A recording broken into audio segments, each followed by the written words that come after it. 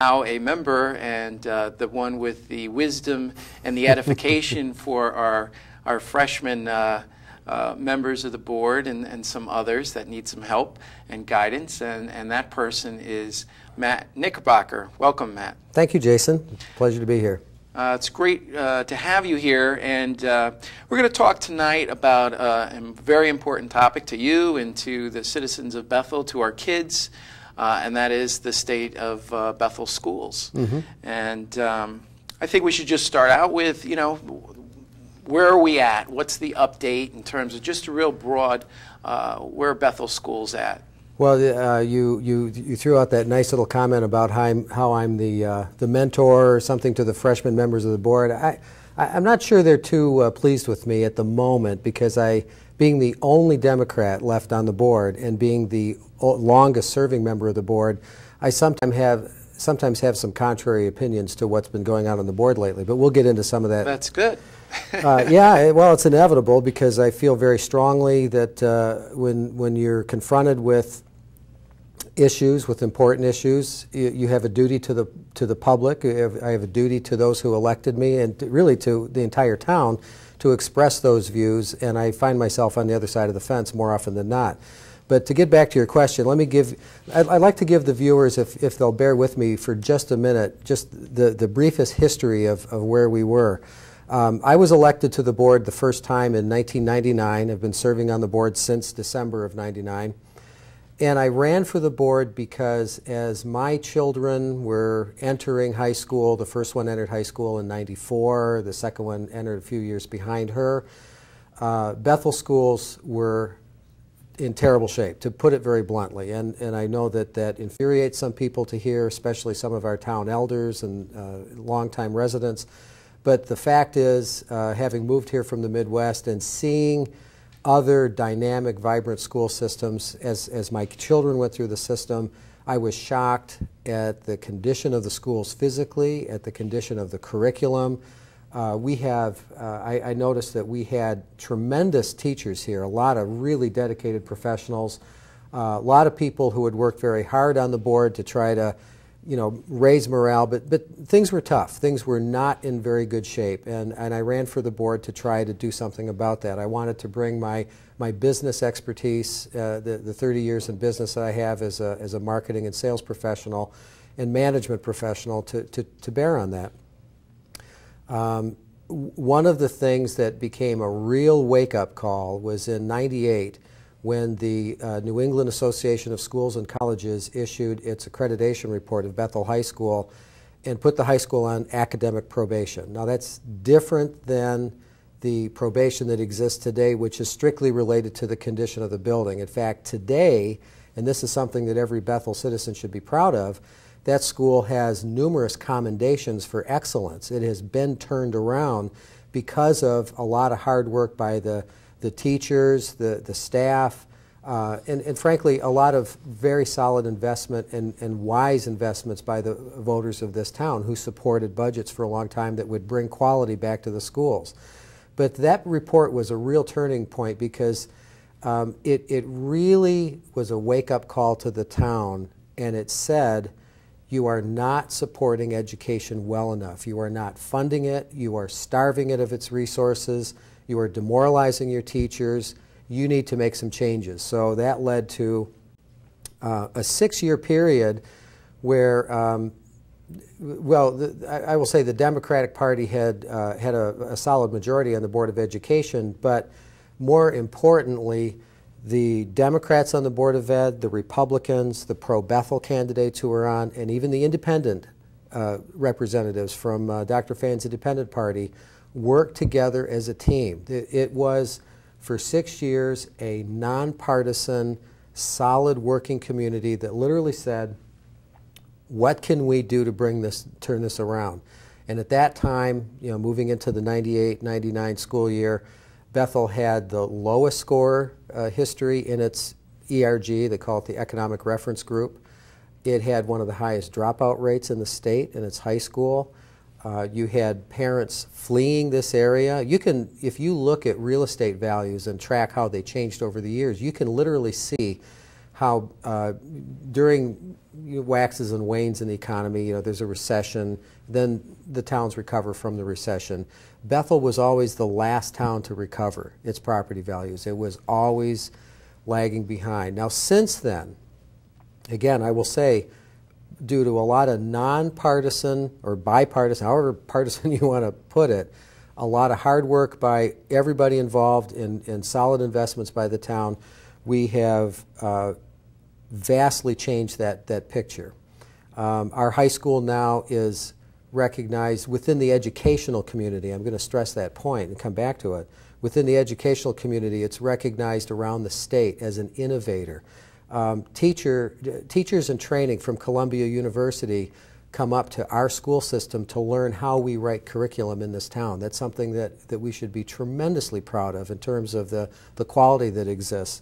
We have added AP classes. We have a model rotating schedule in the high school, and I know some kids don't like that very much because it is confusing, but it allows them to increase the classes that they take over their 4-year career in the high school by 33%. We have kids getting into the most competitive colleges in the nation. We have a solid reading program. Math scores are up. We are now one of the leaders in our economic reference group, which is the state has changed the parameters a little bit and actually made it a little bit tougher. And our school system is absolutely shining.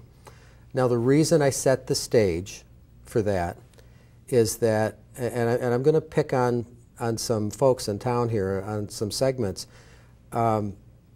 This last budget season that we just came out of, if it wasn't a wake-up call to the parents of this town, to the people who have the most invested with their children in the school system, then I'm going to say right now, very bluntly, they had better wake up. Because all the problems that this school system had because of lack of funding and the political groups making the educators the enemy that existed through the early 90s is on its way back.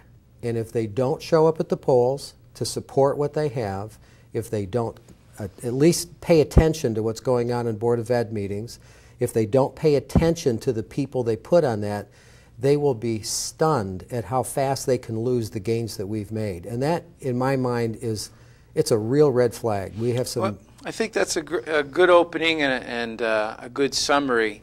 Basically, I don't think it's a problem to say that, that Bethel had some problems in education. I mean, it's just a fact. If you look at the area communities, they were investing a lot more in education than Bethel was. And I remember the newspapers, and I remember how the Board of Education at that time was acting and kind of embarrassing, I think, the citizenry at the time. And you're right. I remember the Democrats coming in, yourself being amongst them, taking leadership positions and just totally revamping. We had a new superintendent, Chesley, kind of getting in there, and we have turned it around.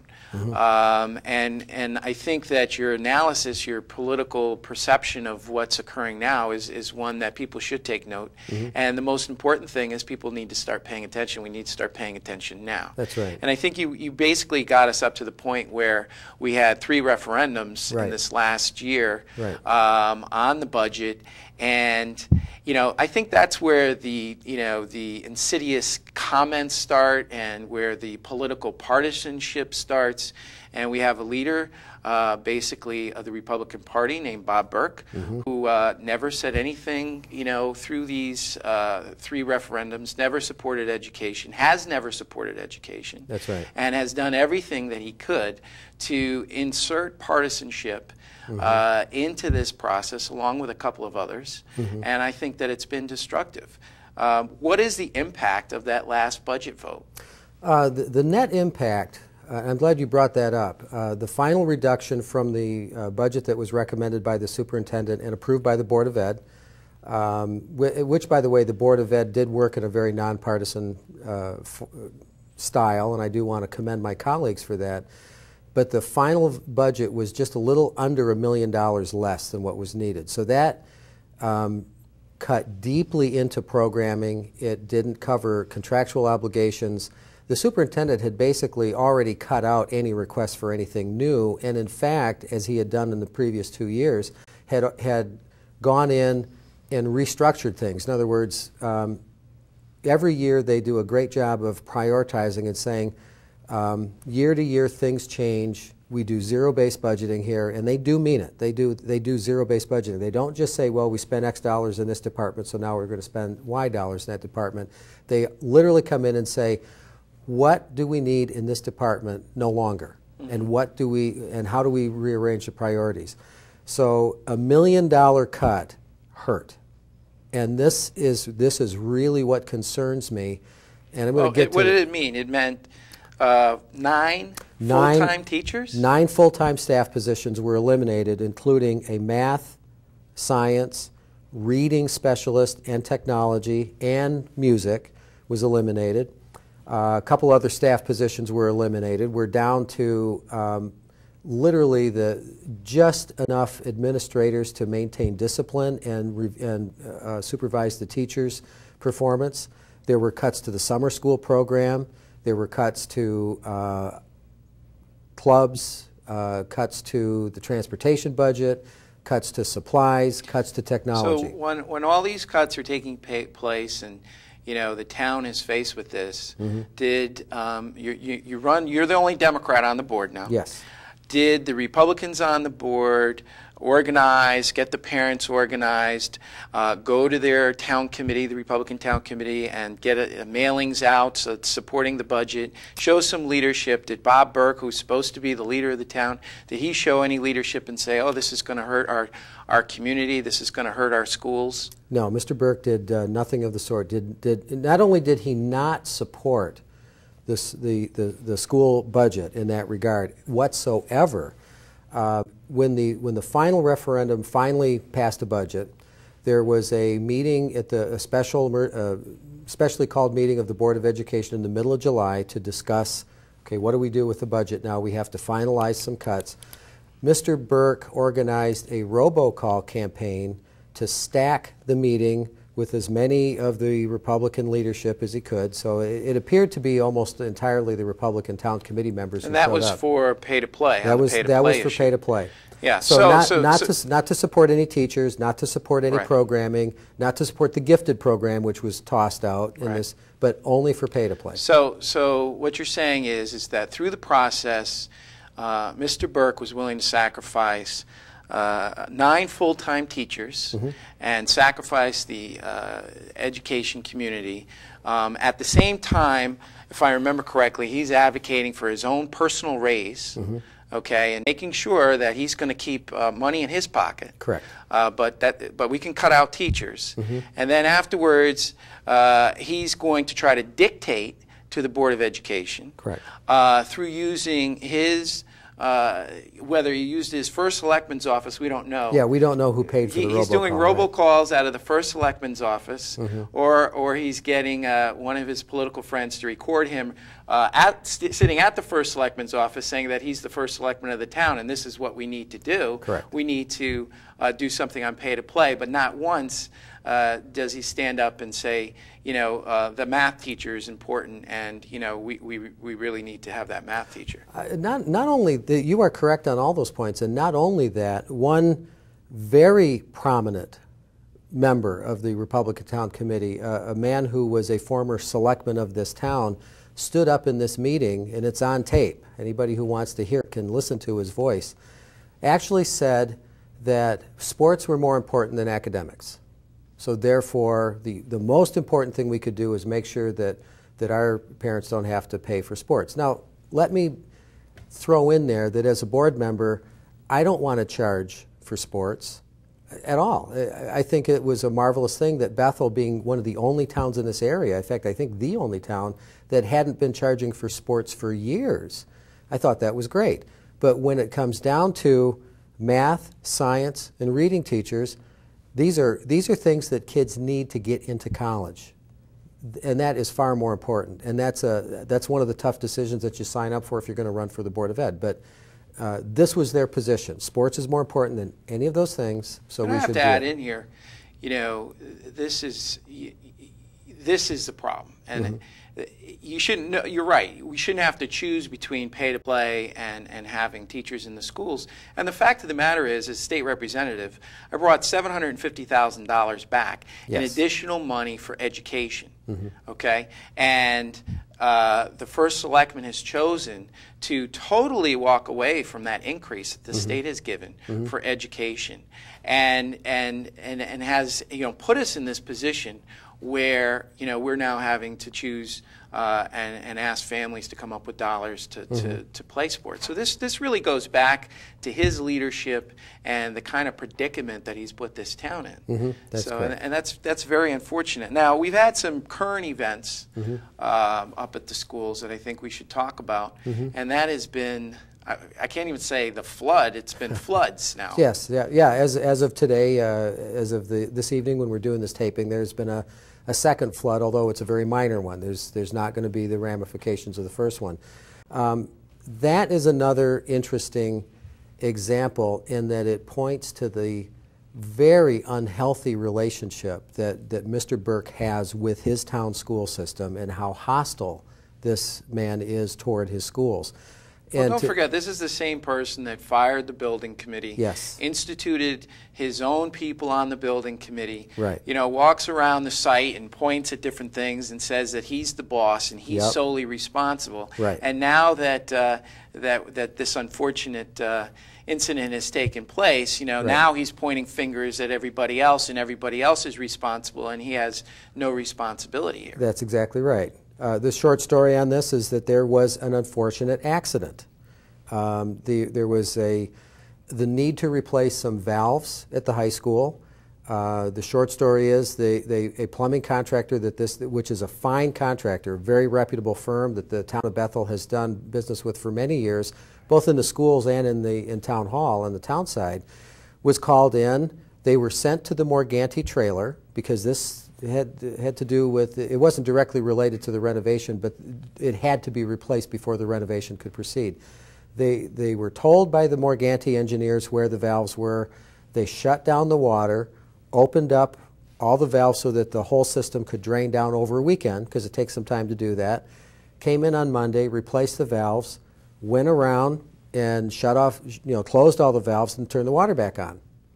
And somehow one valve was left open. Now, initially it might have, it could be the case that one of the plumbing workers missed the room, and that's just simply one possibility. And again, I want to stress this is a highly reputable firm.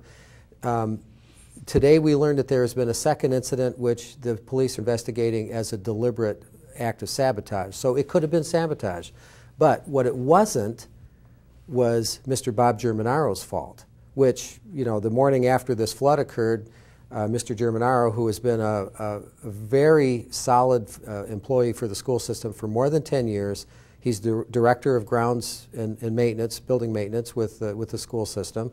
Mr. Germanaro opens up the paper and finds that Bob Burke has named him, blamed him publicly in print, and said this is his fault. And there is absolutely no justification for that whatsoever. This is just an indication of Burke's hostility toward individuals who work in the school system. That's something that should concern anybody who, if you have kids in a school, you care about your schools. If you don't have kids in the school, you care about your property values and the reputation of your schools. It is an unhealthy relationship. Well, I agree. You don't just, first of all, sit there and point fingers. He doesn't know the facts. I know he thinks he knows a couple things, but get the facts and work the process through. And I think that it does, when you start doing that to employees of your town or, the Board of Education, there's a thing called morale. Yeah. And when you falsify and just, throw whatever you want because you're afraid, after you fired everybody and said that you're responsible and now it's costing the town thousands and thousands of dollars, of course people are going to look to you and look to your leadership because, you said it was all your responsibility. So, but you don't turn around and, and scapegoat. Well, it seems to be a pattern there. Whenever anything is going well, then, yeah, he's the boss. Mr. Burke is the boss. He lets everybody know, but there's certainly no wrong that's ever done under his watch. It's somebody else's fault. Well, and I think that as time goes on, we have to look back at this whole high school renovation, because I think that there's still some question as to, you know, how much money has been expended and if it's been done appropriately. And basically, you know, Mr. Burke's been signing off on everything and doesn't want people to know what the actual status of things are. But he's going to bring it under budget. But then we get these little articles that say, you know, maybe we've already gone through the contingency fund and things aren't going as smoothly as possible. But, you know, then they ramp down on everybody and instill that fear that if you say anything, you know, I'm going to threaten you or I'm going to do something to you or you're going to, you know, get that retribution. Well, as long as you brought that up, I want to point out a little difference in style. When in my first 2 years on the Board of Education, when I was chairman, we broke ground on the Barry renovation. During that renovation, the Board of Education assigned one of its members to be a non-voting member to the building committee. That individual, who by the way was Arlene Padone, did an excellent job. You know, was the liaison to the Board of Ed, worked hand in hand with that building committee. That building committee did a terrific job. Now compare that cooperation and that spirit of working for the community to what we have today. To this day, there has only been one formal report from the building committee to the Board of Ed, and it's because I made a comment about it, and the building committee, the first selectman, howled like stuck pigs. Oh, Mr. Knickerbocker's being political, because I dared to ask a question, would the renovation be on time for the fall opening last year? So they came, it was a more or less hostile presentation. They felt that they had to do it. And since then, we haven't seen them. So even though the Board of Education is not only responsible for developing the ed specs and has to approve them when the building is done, has to accept them before the state will reimburse us, there has been zero communication since that time. Well, that's really unfortunate, you know, and what you're kind of laying out is that this is just totally a political enterprise for someone. And, you know, I think parents really need to be concerned and get re-engaged. That's the thing that I really want to have. If there's one message people need to come away with, that's it. Because this particular fall, we have elections coming up, but it's not the first selectman that's up for re-election. There are no Board of Ed positions that are up for re-election. But they need to become involved again. I think what has happened is, if you look at the people of my group, you know, running for the Board of Ed in 1999 with that accreditation report that was so troublesome in hand, we were a class. You know, it's like the class of '99, and there were literally thousands of parents who were involved, and they said, we need to improve our schools. And now their kids have graduated and they've moved on, and now we have parents who have kindergartners, first graders, second graders, and all they've known from day one is, this is a great school system. My kids are having a great time here. They're learning here. But my message to you is, you had better get involved, because there are people in our town government who will take that away from you if it'll save them $10 a month in their taxes. They will take it away as fast as they can. Well, I think there's people leading the town that just have never been supportive of education, period. That's true. And they're not going to be. Mm-hmm. And, you know, the whole idea of splitting the budget, you know, and then there were all these little shenanigans about who was paying for what, and it was supposed to provide more transparency, and in many ways it was actually more confusing, I think, for folks in terms of, you know, was the Park and Rec paying for that gentleman or this gentleman? Right. It was also another way to skirt behind the fact that the state gave the town of Bethel, myself, I advocated for $750,000 to go to the town of Bethel for education, and we have a town leader who made sure that we did not receive, that our kids did not receive that $750,000, and in fact, through their lack of leadership, allowed $900,000 in cuts to come, and the kids are the ones that suffer. Right. Well, let me throw on there at the same time. You're right about splitting the budget. It's a shame to say that it worked like a charm, because I have always maintained, my personal opinion has been that the real purpose behind that was to drive down the education budget, and it worked. Now, as you pointed out already, 9 staff positions gone, 24 part-time positions gone in the summer school program, gifted program gone. And have there been any layoffs on the town side of the budget? No. Not only that, there are some town employees that have received raises in the neighborhood of ranging from 8% to 15% over the prior year. And this was just scooted under the rug. Well, I hope that people hear your call. When does the Board of Ed meet? Meets it's the first and third Thursday of every month, and would invite parents to come and pay attention to what's going on. I think you'll get an eye-opening experience out of it. They need to come. They need to touch base with you. Yes. People need to be re-engaged.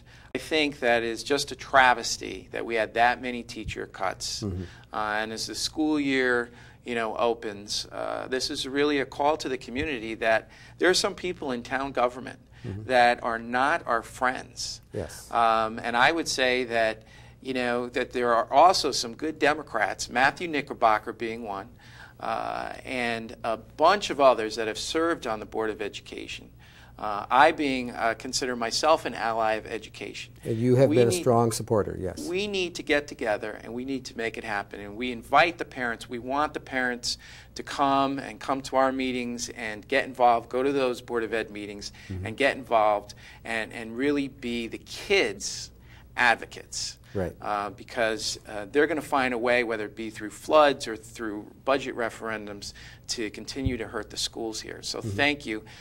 Thank you, folks, for joining us this evening. Our guest has been Matthew Knickerbocker on the Bethel Board of Education. We hope that you've learned something, and we hope that you get involved in our community and look out for our children in our schools because it's only to the betterment of everyone in the town of Bethel. Thank you, and we look forward to being with you again next time.